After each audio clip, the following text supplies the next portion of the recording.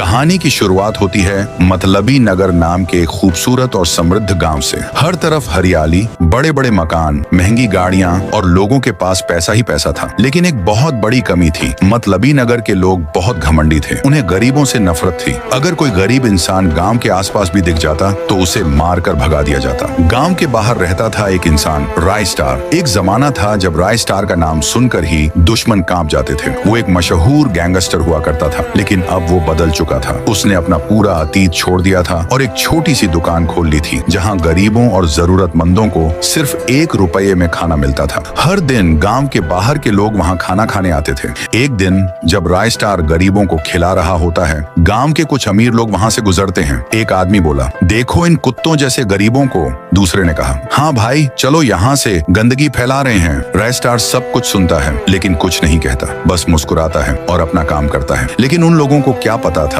उनके पैसों पर अब एक बुरी नजर लग चुकी थी। मतलबी नगर से कुछ दूर था एक अंधेरा और डरावना गांव, लुटेरापुरम। वहां रहते थे चोर, डाकू और खूनी, और उन सब का राजा था किरमाड़ा। एक सुबह जब किरमाड़ा अपने महल जैसे घर में चैन की नींद ले रहा था, तभी उसका एक आदमी दौड़ता हुआ आता है। बॉस, एक खुशखबरी है, बोल जल्दी। एक ऐसा गांव देखा है जहां हर किसी के पास पैसा, सोना, हीरे जवाहरात हैं, एक भी गरीब नहीं है। इस समय किरमाड़ा गरजते हुए बोल उठता है, तो अब इन्हें गरीबी का मतलब समझाना पड़ेगा। उसी रात किरमाड़ा ने अपनी पूरी लुटेरों की सेना तैयार कर ली। बड़े बड़े ट्रक, जीपें और हथियार लेकर किरमाड़ा निकल पड़ा मतलबी नगर की तरफ। उसी वक्त राय स्टार अपनी दुकान बंद कर घर लौट रहा होता है। तभी उसकी नजर उन बड़ी बड़ी गाड़ियों पर पड़ती है। राय स्टार सोचता है, लगता है कोई पार्टी हो रही है गाँव में। लेकिन उसे क्या पता था, ये पार्टी तो सिर्फ लुटेरों के लिए थी। किरमाड़ा और उसकी सेना ने मतलबी नगर में आतंक मचा दिया। एक एक घर में घुसकर पैसा, सोना, सब कुछ लूट लिया। लोग रो रहे थे, गिड़गिड़ाकर जान की भीख मांग रहे थे। लेकिन किरमाड़ा ने किसी को नहीं छोड़ा।